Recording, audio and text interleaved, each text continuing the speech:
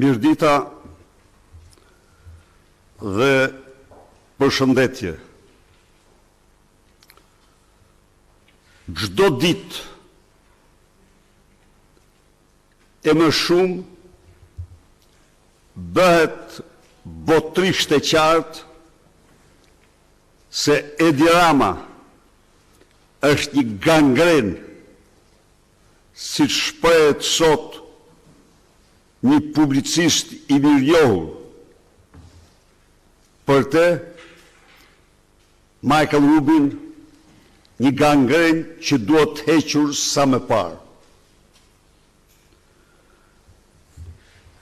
Në këtë kuadër, mendoj se opozita në kushte të një narkodiktature po qëndron fuqishëm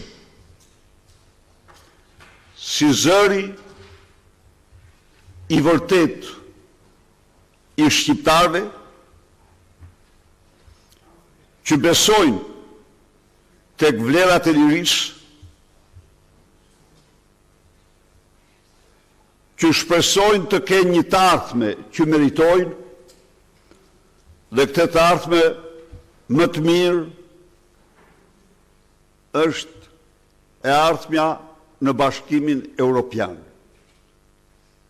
Nuk ka projekt më të shkëlqyer për kombin tonë, për Shqipërinë dhe për kombin, se sa vendosja e Shqipërisë në këtë komunitet, ashtu si që projektonin rilina si tanë, zonjë, midis kombeve tjera të Europës. Por ky proces, si që faktohet çdo ditë më shumë, është marrë peng nga një organizat kriminale që drejton Shqipërinë me kreun e sajt Meduzës Edi Ramën. Shqiptarët duhet ta dinë se këta nuk kanë absolutisht asnjë interes për të ardhmen e tyre përveç se për të ardhmen e vet dhe parajsen e fëmijëve të tyre me paratë e qytetarëve shqiptarë. Për këta, integrimi europian është një proces krejtësisht i padëshueshëm, sepse ky proces ka disa rregulla, ligje, standarde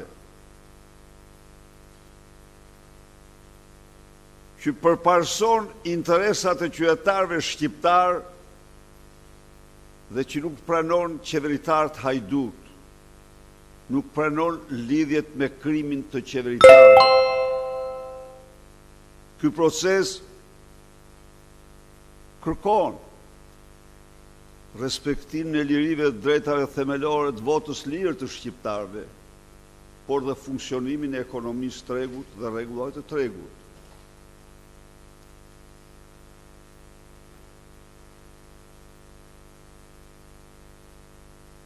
Opozita ka zgjedhur në këto kushte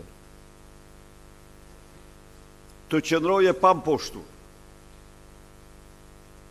si zëri i ndërgjegjës së këtij kombi, që kërkojnë me çdo kusht ta izolojnë, ta poshtrojnë dhe ta largojnë nga rruga e integrimit.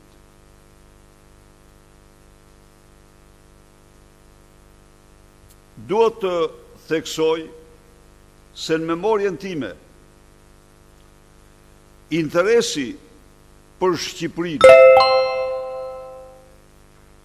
i Bashkimit Evropian, vendeve partnere dhe institucioneve të këtij bashkimi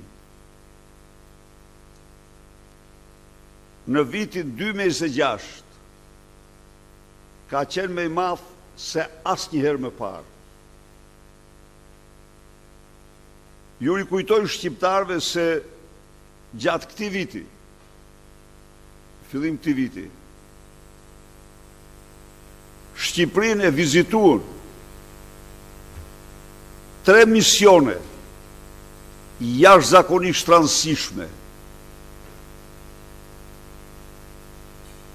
europiane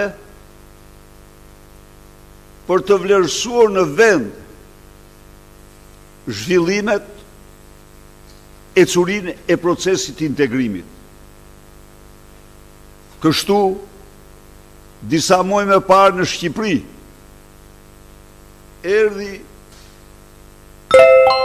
erdhen përfaqësuesit diplomatik të 27 vendeve anëtare të Bashkimit Evropian, të cilët formojnë grupin e punës që quhet Koela dhe që funksionon një forum, një grup pune jashtëzakonisht i rëndësishëm. Funksionon pranë Këshillit të Ministrave të Bashkimit Evropian si një institucion, po thuaj, me mision shumë të rëndësishëm. Përgatitjen e negociatave, monitorimin e reformave në vendet që janë aspirante për integrim. Vlerësimin e këtij monitorimi, paraqitjen e qëndrimeve të përbashkëta në konferencat ndërqeveritare, paraqitjen raporteve në Këshillin e Ambasadorëve dhe nga aty pastaj në Këshillin e Ministrave. Ky grup pune i Bashkimit Evropian është mbledhur dhe ka diskutuar gjatë 3 muajve të fundit, pothuaj çdo javë, për Shqipërinë, për procesin, ecurinë e procesit të integrimit të Shqipërisë në Bashkimin Evropian. Në diskutim të raportit të ndërmjem që vlerëson proceset themelore, pavarësinë e drejtësisë, të drejtat e qytetarëve, luftën kundër krimit organizuar, luftën kundër korrupsionit, zgjedhjet, pra çështjet më themelore të cilat në letrën me Vučićin Edi Rama kërkonte të hiqten nga rendi i ditës. Shikoni djallëzia. Djallëzia Edi Rama. Nuk na duhen këto themelore, na duhen vetëm tregtia dhe lvizja e lirë. Por e mori përgjigjen. Koela, thash, me një punë shumë serioze, ka bërë një seri diskutimesh, për të cilat qeveria shqiptare nuk jep asnjë njoftim. As në parlament, as në publik, mashtron dhe vetëm mashtron. Edi Rama me zëdhënësit e tij.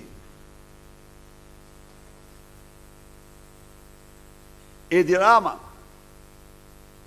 në mënyrën më të pa, s'po i ve epitetës, se çdo epitet meriton, deklaroi ditën e Europës se nuk ka lidhje me ballukun. Në një kohë kur për respektim në vendimit prokurorisë u bën një seri deklaratash nga partnerët tanë kryesor, por dhe nga vetë Komisioni Evropian. Çfarë ndodhi, miqtë e mi? Tani të themi tjetrën. Edi Rama jo vetëm që bllokoi, që tregoi se ky e hodhi në kosh reformën e drejtësisë dhe bllokoi funksionimin, nuk lejoi ballukun të shkojë atje ku e ka vendin, në burg, por përkundrazi. Lubi Balluku është sot kryeministri janë hije e Shqipërisë. Dhe Edi Rama mendon se këto partnerët tanë nuk i shofi. Lubi Balluku është de facto kryeministri janë hije e këtij vendi.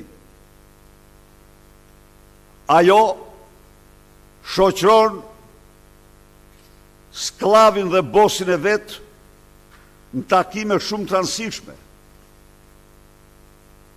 Ajo çdo ditë është tek Karakaçi i saj. Ajo ka zëvendësuar në një mas të madhe Ergys Agasin me Oltjon Bistri. Oltjon Bistri, i cili është kriminali, që në detyrë të lartë në shërbimet inteligjencët policisë, regjistronte telefonat dhe regjistrimet tjera të çdo kundërshtari politik të saj dhe të Edi Ramës dhe të gjithë ambasadave dhe të huajve që donin vetë ata. Me një linjë, e vërtetuar kjo, me një linjë interneti duke shkelur të gjithë rregullat e regjistrimeve telefonike në Shqipëri, të cilat bëhen me autorizim të prokurorit, bëhen me autorizim të gjykatësit, me radhë, jo kjo i donte. Pra na edhe u thoshte u marrë me vete unë ju, thoshte, se cili nga ju në mbledhjen e kryesisë dhe qeverisë që bën, u thoshte që po folt, u marrë me vete, hapta si një bandite. Dhe tani, ky mendon se këto janë të fshehta, se Brukseli s'ka ndëgjuar asnjë nga këto. Dhe rrin marrën telefonata 2 orë të tëra zyrtar të ndryshëm, se unë e hoqa atë, se ajo nuk është më, e tjerë. Pra, ky kërkon që me mashtrime, me trillime, dhe jo me veprime konkrete, me zbatim të ligjit, të kushtetutës, të shuaj rezervat e krijuara nga vendet që kanë mbështetur dhe mbështesin Shqipërinë.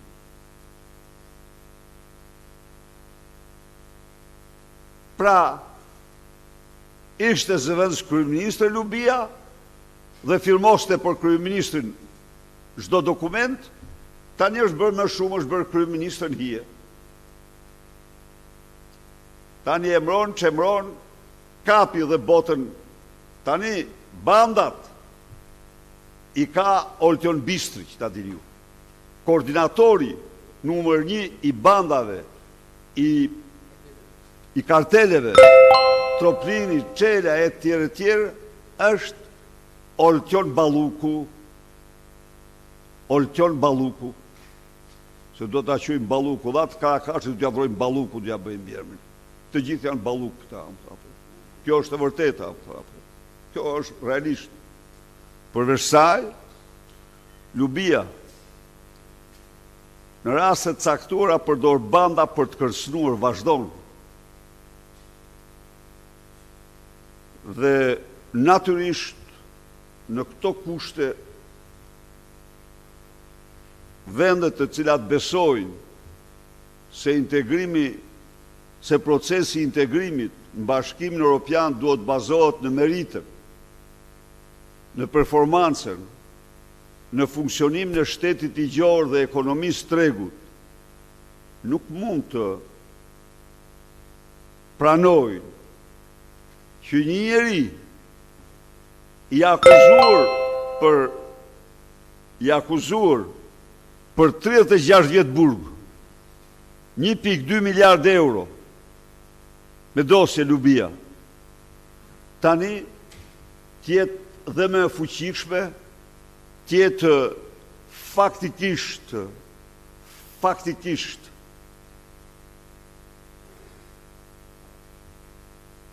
tjetë pilari i Ernest Hemingwayt për ke bje kambana. A ishte një qetë ku Pedroja ishte vjetruar shumë. Pinte dhe raki dhe i haron të gjitha gjërat.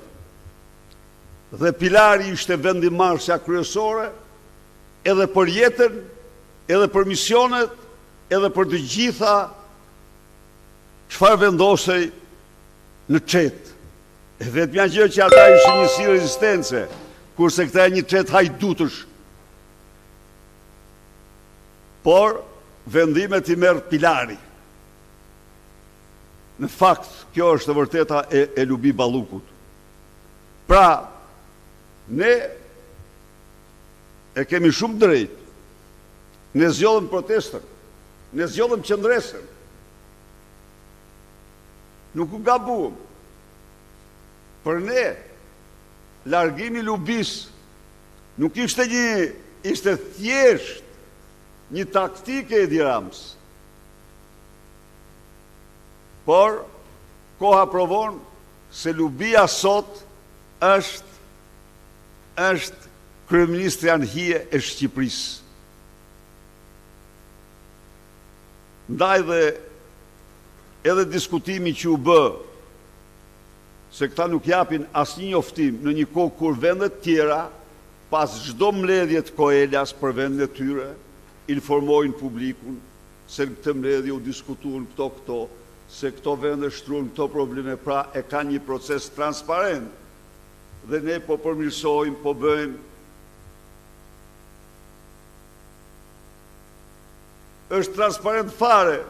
Padroni Edi Rams, Aleksandar Vučić, po thot, jemi bllokuar për ligjet e drejtësisë dhe pranon që nuk janë në rregull dhe duhet ndryshuar.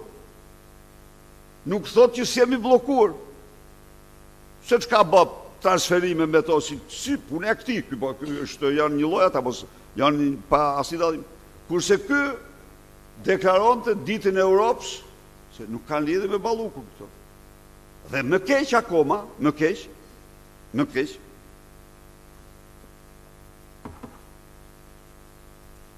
Negociatat nuk janë tonat, janë të Komisionit Evropian. E kuptoni ju çfarë shtithuash këtij jam këta apo? Pra, ecin se ecin, e ka përgjegjësinë Komisioni Evropian. Aty në gjitha vendet anëtare. Aty ajo është vërtet një grup pune, po grup pune shumë i rëndësishëm. Grup pune i cili ka ardhur tërë në Shqipëri. Dhe jo vetëm era parë, vjen periodikisht në Shqipëri. Bën një punë shumë serioze. Në rast se u kujtohet, para disa vitesh, ka qenë presidenti i Francës, Emmanuel Macron, i cili ka kërkuar që vendet anëtare të verifikojnë vetë nëpërmjet duke këtë mekanizëm kanë gjetë, ecurinë e reforma në vendet aspirante. Dhe ky thot, s'është punë e jonë kjo thot, i thot shqiptarë, ditën e Europës. Kjo është punë e Komisionit Evropian, aty negocion Komision, aty negociojnë 27 vendeve anëtare të Bashkimit Evropian me Shqipërinë, që ta dini ju. Dhe pikërisht se nuk eci, ja anulluan konferencën ndërqeveritare të datës 20 prill. Dhe me 8 maj apo kur e patën përsëri e njëjta gjë. Por të lam me një anë këtë, se këta majnë errësirë, këta nuk bëjnë transparencë, dhe këto ne i mësojmë nga mediat dhe nga copëzat shkurtra që rrjedhin nga miq apo nga miqta. Po marrim tjetrën e. Marrim raport në Parlamentin Evropian, raportin e Komisionit Jashtëm. Raporti absolutisht më kritik i miratuar ndonjëherë në historinë e procesit e migracionit.